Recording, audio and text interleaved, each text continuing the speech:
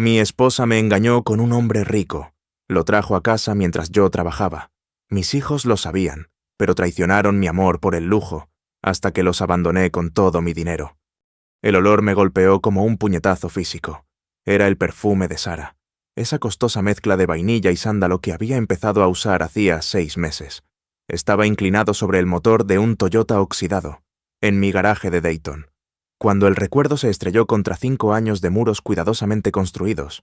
Por un momento, ya no era Daniel Miller, era Andrew Caldwell, parado en mi lavadero de Bloomington, en una noche de jueves que lo cambió todo. Jueves, 15 de octubre de 2020, noche de lavado. Yo era metódico con todo en aquellos días. Los jueves eran para la ropa sucia, los sábados, para las compras, los domingos, para la cena familiar. Aunque la familia se había vuelto cada vez más distante. Sara trabajaba en marketing en la compañía de seguros. Tyler tenía 17 años, más interesado en su teléfono que en conversar. Megan tenía 15, y ya mostraba signos de una actitud de superioridad. Estaba revisando la ropa de la semana, cuando algo se arrugó en el bolsillo del abrigo de Sara. El recibo cayó al suelo de concreto como una confesión. El cargo de la habitación del Marriott Downtown Bloomington, 1890. Fecha: 22 de septiembre de 2020. El 22 de septiembre. Recordaba esa fecha perfectamente, porque había trabajado un turno doble, durmiendo en mi camión entre equipos. En lugar de conducir 4 horas a casa, Sara había enviado un mensaje de texto alrededor de la medianoche. Trabajando tarde en la cuenta Morrison. No me esperes despierto. El recibo se sentía más pesado de lo que el papel debería. Cargos de servicio a la habitación, 67,50. 2 platos principales, 2 copas de vino. Me quedé allí, bajo esa luz fluorescente zumbante, sosteniendo la prueba de la traición de mi esposa, y sentí alivio. No el dolor agudo que había esperado, sino alivio. Durante meses, había estado viviendo con esta sensación persistente de que algo andaba mal, de que me estaba volviendo loco lentamente. La distancia, las reuniones tardías, cómo Sara se encogía cuando la tocaba inesperadamente. Ahora sabía que no estaba loco. Era metódico, incluso entonces. Fotografié el recibo desde 3 ángulos. Anoté la marca de tiempo, el número de habitación, los cargos detallados. Luego lo doblé cuidadosamente y lo volví a colocar exactamente donde lo había encontrado. Sara ya estaba en la cama cuando subí, acostada de lado, dándome la espalda. Su respiración demasiado uniforme para ser un sueño natural. Me desvestí en silencio y me deslicé entre sábanas que olían a su nuevo perfume y a algo masculino y caro que no era yo. ¿Cómo estuvo el trabajo?, preguntó suavemente. Bien, dije, porque ¿qué más había que decir? Hizo un pequeño sonido que pudo haber sido de alivio. Buenas noches, Andrew. Buenas noches, respondí. Pero no dormí. Me quedé allí, mirando al techo, escuchándola respirar, pensando en 20 años de matrimonio y en cómo se sentía descubrir que la persona que dormía a tu lado se había convertido en una completa extraña. A las 2:00 a.m. dejé de fingir. Me vestí en silencio y conduje hasta el Marriott, estacionándome al otro lado de la calle, desde donde podía ver el vestíbulo. Todo parecía normal y mundano. Solo un hotel haciendo negocios en las primeras horas. Pero, en algún lugar de ese edificio, mi esposa había traicionado 20 años de matrimonio. Me senté en mi camión hasta el amanecer, observando ese vestíbulo, comprendiendo con perfecta claridad que mi vida como Andrew Caldwell estaba terminando. La voz en mi cabeza seguía tratando de encontrar explicaciones inocentes, pero mi instinto sabía más. Mi instinto había estado gritando la verdad durante meses.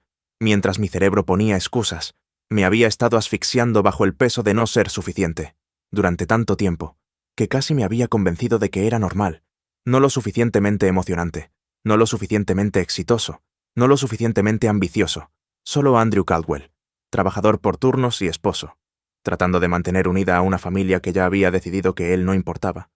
El recibo lo cambió todo, porque me dio permiso para dejar de fingir. Durante las 2 semanas siguientes, me convertí en un fantasma en mi propia vida. Cumplí con las formalidades de ser esposo y padre, mientras documentaba sistemáticamente la desintegración de todo lo que había pasado 20 años construyendo, la parte metódica de mí, la parte que solucionaba problemas de maquinaria compleja en la planta. Tomó el control por completo. El segundo teléfono de Sara fue el primer avance. Lo encontré encajado entre su asiento de coche y la consola central. Mientras ella estaba dentro del supermercado, un iPhone con una funda rosa que nunca había visto. protegido con contraseña, pero caliente por el uso reciente. No intenté entrar en él. En cambio, memoricé el número de la pantalla de bloqueo y fotografié el dispositivo desde todos los ángulos, anotando exactamente dónde lo había encontrado antes de volver a colocarlo. Cuando Sara regresó con las compras, parloteando sobre ofertas y gastos, la ayudé a cargar las bolsas y no dije nada sobre el teléfono secreto a 90 centímetros de distancia. Los extractos de la tarjeta de crédito fueron más fáciles. Sara manejaba nuestras finanzas, pero se había vuelto descuidada al ocultar los papeles. 3 restaurantes diferentes a los que nunca había ido. Todos lugares caros en el centro. Cargos que correspondían perfectamente con sus noches de trabajo hasta tarde. Siempre para 2 personas. Aperitivos, 2 platos principales, vino, postre. Fotografié cada extracto, cada cargo sospechoso, construyendo una línea de tiempo más clara de lo que cualquier investigador privado podría haber proporcionado. Mi esposa no solo me engañaba, estaba viviendo una vida doble, financiada por nuestra cuenta conjunta, mientras yo hacía turnos extra para cubrir lo que pensaba que eran gastos comerciales legítimos. Pero necesitaba saber quién. La respuesta llegó el miércoles por la tarde. Cuando la seguí desde su edificio de oficinas, ella había enviado un mensaje de texto sobre trabajar tarde de nuevo. Pero, en lugar de quedarse en el centro, condujo al tipo de vecindario donde las casas tenían entradas circulares y garajes para 3 coches. Se detuvo en la entrada de una casa de estilo Tudor, con un paisajismo perfecto. En lugar de tocar como una visita, caminó hacia una entrada lateral y usó una llave, como si perteneciera a ese lugar. David Harrison. Lo reconocía ahora. Un exitoso ejecutivo de seguros, miembro del club de campo, casado con una mujer que era voluntaria en el hospital infantil. Había visto su foto en el diario de negocios, había leído sobre su ascenso a gerente regional. Era todo lo que yo no era. Trajes caros, manos cuidadas, una confianza serena que provenía de no preocuparse nunca por el pago de horas extras o las facturas de electricidad. El tipo de hombre que podía pagar habitaciones de hotel de 1890 y vino que costaba más que mis compras semanales. Me senté en mi camión durante 2 horas, observando la cálida luz en las ventanas, sabiendo que mi esposa estaba dentro, viviendo una vida que yo nunca podría proporcionarle. Cuando finalmente salió, con el cabello despeinado y sin lápiz labial, se veía más joven de lo que la había visto en años, más feliz, más viva de lo que la había visto desde el principio de nuestro matrimonio. Esa debería haber sido la peor parte, ver su felicidad con otro hombre, pero no lo fue. La peor parte llegó después, cuando entré en nuestra cocina y vi a Tyler y Megan con iPhones nuevos, no el modelo básico que habíamos discutido para el cumpleaños de Megan, sino versiones premium, con todas las actualizaciones. ¿De dónde salieron estos?, pregunté. Tyler apenas levantó la vista de su dispositivo. El amigo de mamá, David, nos los consiguió, regalos de cumpleaños anticipados. La forma casual en que lo dijo me golpeó como un puñetazo. El amigo de mamá, David. Megan levantó la vista con una leve molestia adolescente. Él ha estado ayudando, mientras tú siempre estás trabajando. A él realmente le importa lo que queremos. Las palabras fueron pronunciadas con una crueldad tan despreocupada que no pude hablar. Mis hijos hablaban del amante de mi esposa, como si fuera un amigo de la familia que merecía su gratitud más que yo. ¿Cuánto tiempo hace que lo conocen?, logré preguntar.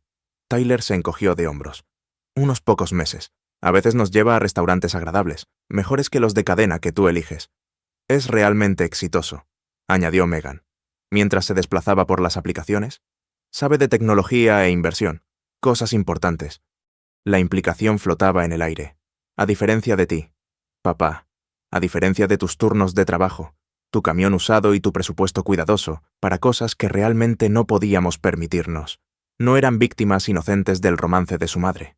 Eran participantes voluntarios que habían elegido la comodidad sobre la lealtad, los regalos caros sobre la integridad. Sabían exactamente lo que estaba sucediendo y decidieron que el dinero de David Harrison valía más que el amor de su padre. Esa noche, me senté solo en nuestra sala de estar, después de que todos se hubieran acostado, rodeado por la vida que había trabajado 20 años para construir, comprendiendo que había sido edificada sobre arena, los pagos de la casa que nunca había fallado, los fondos universitarios a los que había contribuido religiosamente, las cenas familiares y las fiestas de cumpleaños. Nada de eso importaba a las personas para quienes lo había hecho. Sara bajó alrededor de la medianoche, parada en el umbral, con su bata, luciendo preocupada de esa manera ensayada que ahora parecía completamente falsa. «¿Estás bien, cariño? Pareces estresado últimamente», preguntó. La miré y vi a una extraña con el rostro de mi esposa. Estoy bien, solo pensando. Se sentó en el brazo de mi silla, poniendo su mano en mi hombro, en un gesto que una vez me habría confortado. Ahora se sentía como una actuación. Quizás deberías tomarte un tiempo libre. Has estado trabajando tantas horas. Los niños y yo apenas te vemos ya.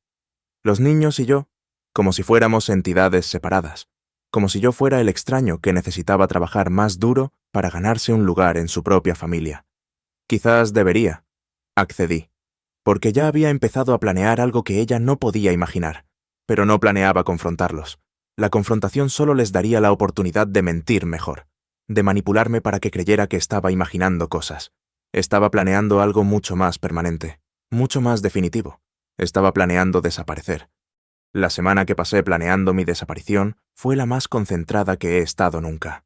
Cada decisión fue deliberada, calculada para causar el máximo impacto a largo plazo, con un mínimo drama inmediato, mientras Sara continuaba su aventura, y mis hijos disfrutaban de sus nuevos teléfonos. Yo desmantelé sistemáticamente la base financiera que ellos daban por sentada. La cuenta de ahorros conjunta fue lo primero. 23.000 LORs acumulados durante años de horas extras y un presupuesto cuidadoso. Dinero ahorrado para la universidad de Tyler, para la boda de Megan, para las vacaciones en Colorado que nunca habíamos tomado. Lo retiré todo durante 3 días, usando diferentes sucursales, convirtiendo la mayor parte en cheques de caja a nombre de Daniel Miller, una identidad que había estado construyendo con ayuda de Internet, y un certificado de nacimiento perteneciente a un hombre que había muerto joven en Pensilvania. Mis herramientas fueron lo siguiente. Miles de dólares en equipo profesional acumulados durante años. Vendí todo a un distribuidor en Indianápolis, conduciendo 3 horas por trayecto para evitar preguntas. El comprador no preguntó nada sobre por qué necesitaba efectivo. Simplemente contó $6.700 y me ayudó a cargar su camión. El anillo de bodas que había usado durante 20 años se quitó más fácilmente de lo esperado. Lo vendí a una casa de empeño en otra ciudad, junto con mi reloj y la cadena de oro que mis padres me habían regalado por mi graduación, a pesar de todo. Mantuve una normalidad perfecta en casa. Besaba a Sara cada mañana, ayudaba a Megan con la tarea, preguntaba a Tyler sobre las solicitudes universitarias. Estaban tan absortos en su nueva realidad que nunca vieron la destrucción sistemática ocurriendo frente a ellos. La confrontación llegó el sábado por la mañana. Sara estaba haciendo panqueques, tarareando esa canción que había estado poniendo desde que comenzó la aventura. Tyler estaba enviando mensajes de texto. Megan se quejaba del drama escolar. Coloqué la carpeta de Manila sobre el mostrador, junto a la botella de jarabe. «¿Qué es esto?», preguntó Sara, con la espátula congelada a mitad de vuelta. «Ábrela», respondí. Su rostro se puso blanco. «Recibos de hotel, extractos de tarjetas de crédito, capturas de pantalla de cargos de restaurantes, fotos de ella usando la llave de David, registros bancarios que mostraban exactamente cuánto de nuestro dinero había gastado en su aventura. Incluso yo puedo explicarlo», balbuceó. «No lo hagas», respondí. Las manos de Sara temblaban, mientras revisaba las pruebas. «Esto no es lo que piensas. David es solo un amigo», dudó. «Habitación 314 en el Marriott, 22 de septiembre, 3 de octubre, 17 de octubre». Recité fechas de memoria. «Shea Lauron, 8 de octubre, Magnolia Biastro, 15 de octubre. ¿Debo continuar?» La espátula cayó al suelo.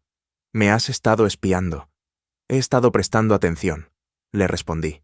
Fue entonces cuando Tyler y Megan entraron, viendo los papeles extendidos sobre el mostrador, viendo las lágrimas de su madre, viéndome a mí, de pie como un juez, pronunciando el veredicto. En lugar de asombro u horror, vi irritación, molestia de que su secreto saliera a la luz. «Sabíamos que reaccionarías así», dijo Tyler con agotamiento adolescente. «Todo loco y posesivo. David es un buen tipo. Papá, trata a mamá mejor que tú». Las palabras salieron tan casualmente, con tanta certeza, que sentí que algo se rompía dentro de mi pecho. Megan asintió con la cabeza. Él realmente escucha cuando ella habla, y nos lleva a lugares sin hacer un gran problema por el dinero todo el tiempo.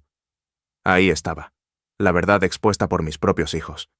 No era un esposo traicionado, era un inconveniente, una fuente de estabilidad financiera que no podía competir con los generosos afectos de David. «Me voy», dije. El rostro de Sara se descompuso. «Andrew, por favor, podemos superar esto. Nunca lo volveré a ver». Pero sus promesas no significaban nada, incluso si eran sinceras. El daño ya estaba hecho. Ella había tomado su decisión hacía meses. y mis hijos habían tomado la suya cuando decidieron que los regalos de David valían más que el amor de su padre. Empaqué una bolsa de lona, 20 años de vida reducidos a ropa y necesidades. Dejé mi anillo de bodas sobre la cómoda. Junto al joyero de Sarah, lo último que escuché fue a Megan preguntando a Sarah: ¿esto significa que tenemos que devolver los teléfonos? Conduje hacia Dayton en mi vieja camioneta, sintiéndome más ligero con cada milla. La radio tocaba canciones de rock clásico de la época en que yo había creído en él para siempre, la familia y la recompensa de hacer lo correcto. Pero no sentí ira, no sentí tristeza, me sentí libre. Daniel Miller nació en esa carretera, en algún lugar entre Bloomington y Dayton, en una camioneta que olía a aceite de motor y a posibilidad. Andrew Caldwell murió en silencio, sin ceremonia, en una cocina llena de personas que ya habían olvidado que se suponía que importaba. 5 años pasaron como las estaciones cambian, graduales, inevitables, sorprendentemente pacíficos. Daniel Miller construyó una vida en Dayton con paciencia metódica. Alquilé el apartamento encima del Rosie's Diner en Oak Street.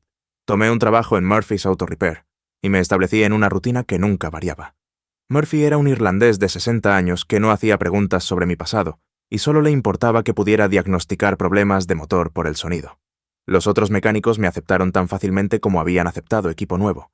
Me hice conocido por casos imposibles, coches que otros talleres no podían diagnosticar, motores antiguos que requerían más intuición que ordenadores. Mi apartamento era austero, pero cómodo.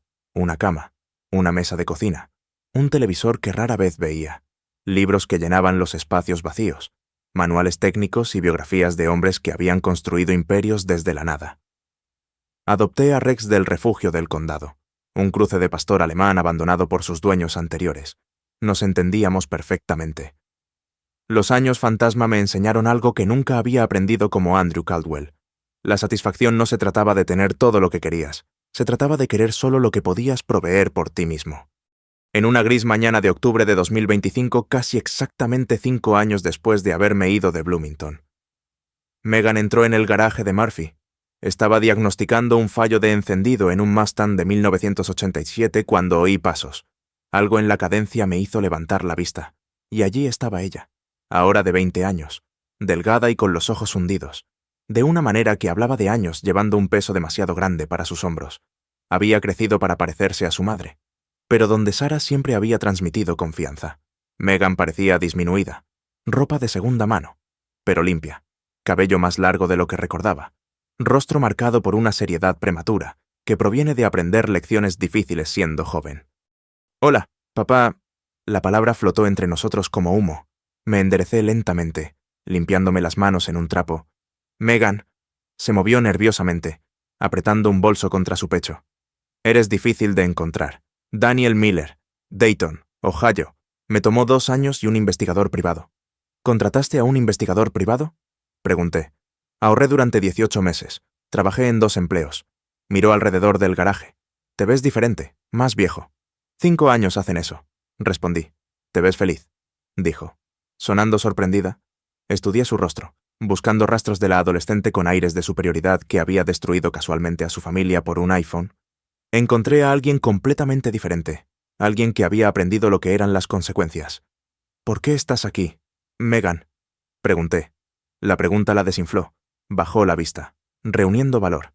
«Necesito contarte lo que pasó después de que te fuiste». Caminamos hasta el Rosie's Diner, donde el café era fuerte y los reservados lo suficientemente altos para conversaciones privadas. Rosie nos trajo tazas y pastel sin que se lo pidiéramos. Megan envolvió sus manos alrededor de su taza, como si robara su calor. «Mamá solicitó el divorcio 6 meses después de que te fuiste. Alegó abandono. Le dijo a todos que eras inestable, que habías huido de tus responsabilidades». Las palabras se sintieron como informes meteorológicos de un clima distante. El dolor de otra persona en la vida de otra persona. La esposa de David se enteró del romance 2 meses después de que desapareciste. Continuó Megan. Patricia encontró recibos de hotel en su coche. Se volvió completamente loca. Vino a nuestra casa gritando, llamando a mamá por nombres, amenazando con destruir su reputación. Tomé un sorbo de café y esperé. Pero esa no fue la peor parte. Patricia esperó a David en su entrada una noche. Cuando él llegó a casa, ella le disparó. Las palabras me golpearon como agua fría. Ella lo mató, 3 veces en el pecho. Luego llamó al 911 y esperó a la policía. Las manos de Megan temblaron. Todo salió en los periódicos. Ejecutivo local asesinado por esposa celosa. El nombre de mamá apareció en cada artículo como la otra mujer. David Harrison, el exitoso ejecutivo que había comprado la lealtad de mis hijos con regalos caros. Estaba muerto, asesinado por su esposa en un crimen que probablemente había destruido múltiples familias. Mamá perdió su trabajo 3 semanas después. La compañía dijo que era una reducción de personal, pero todos sabían que era por el escándalo. Nadie en Bloomington la contrataría. Intentó en Indianápolis, pero la historia se había extendido. La destrucción sistemática se estaba volviendo clara. La cómoda vida doble de Sarah no solo había terminado, había explotado espectacularmente. Tyler se fue a la universidad y nunca regresó a casa, incluso en los descansos. Culpó a mamá por todo. Dijo que ella había avergonzado a la familia sin remedio. Él no atiende sus llamadas. ¿Y tú?, pregunté. La risa de Megan era amarga. Me quedé. Alguien tenía que hacerlo. Perdimos la casa. No pudimos hacer los pagos sin tus ingresos. Ahora trabaja como camarera, ganando apenas lo suficiente para el alquiler de un apartamento de una habitación. Esta joven no se parecía en nada a la adolescente mimada que defendía a David Harrison. Se había visto obligada a crecer rápidamente, a enfrentar consecuencias que su yo de 15 años nunca hubiera podido imaginar. Llora todas las noches, guarda tus viejas fotos en su mesita de noche y nunca se quitó su anillo de bodas. Habla de ti como si pudieras volver algún día. Algo se retorció en mi pecho. No era del todo simpatía, pero tampoco indiferencia. Ella sabe que lo destruyó todo, pero saber no arregla nada. Solo hace que las noches sean más largas. Nos sentamos en silencio, escuchando el ruido de fondo del restaurante, parrillas chisporroteando, clientes hablando, la vida continuando alrededor de nuestra pequeña isla de ajuste de cuentas. Lo siento, dijo Megan finalmente, por lo que dije en la cocina, por elegir sus regalos sobre tu amor, por no ver lo que estábamos haciendo. La disculpa era genuina, pero también desesperada, menos sobre mi perdón y más sobre su necesidad de absolución. Éramos niños, añadió. Tenían 17 y 15 años, dije suavemente. Suficientemente mayores para entender la lealtad, suficientemente mayores para saber que las acciones tienen consecuencias. Su rostro se descompuso. Lo sé, he tenido 5 años para pensarlo. Ese hombre que nos compró teléfonos, realmente nunca lo conocimos. Era un extraño que murió violentamente y no dejó más que escándalo, y lo elegimos a él sobre ti. El dolor en su voz era real, pero también lo era el cálculo. Megan no había venido solo a disculparse, sino a ver si se podía rescatar algo. ¿Es por eso que estás aquí? ¿Para disculparte? Levantó la vista con ojos más viejos de lo que deberían ser a los 20.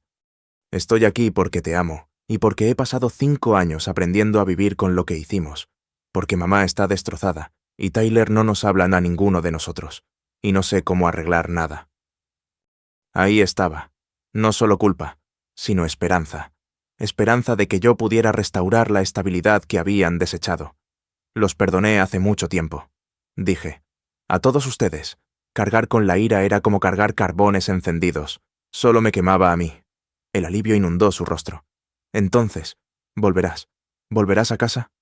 La pregunta quedó suspendida como un puente que yo no tenía intención de cruzar. El perdón no significa reconciliación.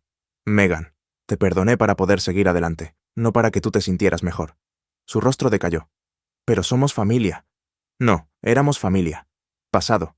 La familia requiere lealtad, confianza, respeto mutuo. Lo que teníamos era gente compartiendo una casa que decidió que el dinero de un extraño valía más que el amor de un padre. Las palabras fueron pronunciadas sin ira, solo con una frialdad definitiva.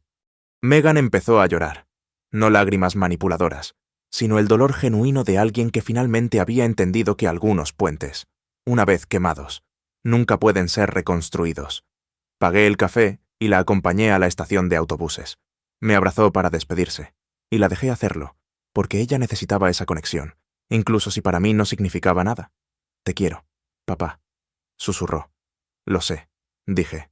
Yo también los quise. Su tiempo pasado.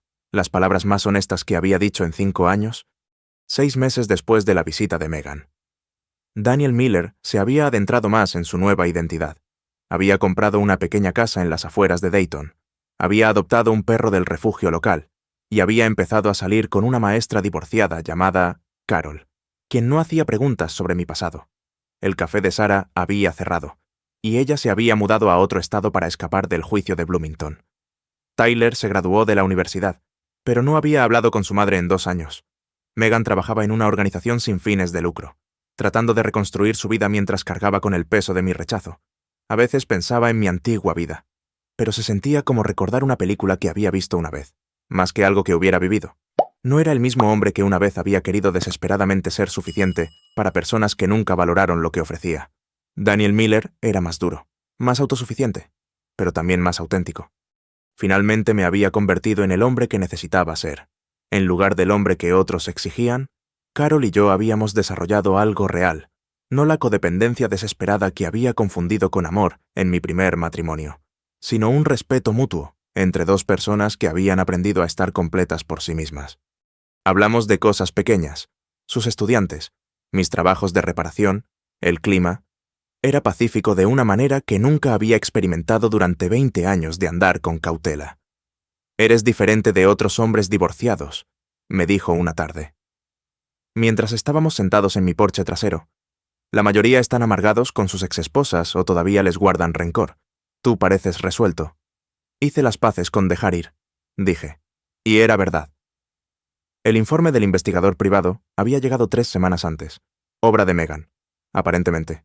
Queriendo comprobar cómo estaba desde la distancia, contenía los hechos básicos de la vida de Daniel Miller, mecánico empleado, propietario de casa, dueño de perro, relación con una maestra local, sin antecedentes penales, sin deudas, sin complicaciones, una existencia perfectamente ordinaria, que era exactamente lo que había querido.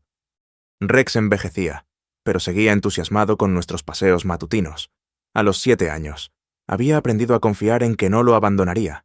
Como lo habían hecho sus dueños anteriores, nos entendíamos por completo.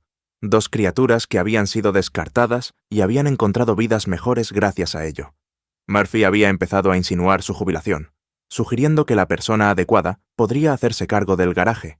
La idea me atraía, no porque necesitara construir algo impresionante, sino porque había encontrado un trabajo que me satisfacía y clientes que apreciaban un servicio competente sin dramas. En las tardes tranquilas, reflexionaba sobre las matemáticas de la venganza. La mayoría de la gente imaginaba que requería esquemas elaborados, confrontaciones dramáticas, planes complejos diseñados para infligir el máximo sufrimiento. Pero la venganza más efectiva era mucho más simple. Construir una vida mejor y negarse a dejar que las personas que te habían herido participaran en ella. El Andrew Caldwell, que había descubierto ese recibo de hotel, había estado desesperado por la validación de personas que ya habían decidido que él no valía su atención completa. Había medido su éxito por su felicidad, su identidad por su aprobación, su valor por su satisfacción. Daniel Miller había aprendido a medir su valor según sus propios estándares. Había descubierto que lo opuesto al amor no es el odio, es la indiferencia. Y la indiferencia, resultó ser, era el arma más poderosa de todas. Tarde en la noche, cuando no podía dormir, me miraba en el espejo del baño. El rostro que me devolvía la mirada era más viejo, marcado por años de trabajo honesto y vida sencilla, pero los ojos eran más claros de lo que habían sido en décadas, libres de la necesidad desesperada de ser suficiente para personas que decidieron que no lo era. Daniel Miller, diría en voz baja, probando el nombre que se había vuelto más real que aquel con el que había nacido. El hombre en el espejo asentiría, satisfecho con el trato que había hecho, entregando una familia que nunca lo había valorado realmente, a cambio de una vida construida bajo sus propios términos, libre del agotador trabajo de intentar ganarse el amor de personas que habían demostrado ser incapaces de darlo. La historia terminó conmigo, trabajando en mi garaje, contento en mi soledad, entendiendo que la mejor venganza no son los esquemas elaborados o las confrontaciones dramáticas. A veces es simplemente negarse a permitir que las personas que te traicionaron tengan algún lugar en la vida que construyes después. La imagen final fue la de mirarme en el espejo del baño, viendo a Daniel Miller en lugar de Andrew Caldwell, y sintiéndome genuinamente en paz con el intercambio, fue el mejor trato que había hecho. Y ese es el final de la historia de hoy. Si te ha gustado, por favor, dale un me gusta a este video y deja un comentario abajo.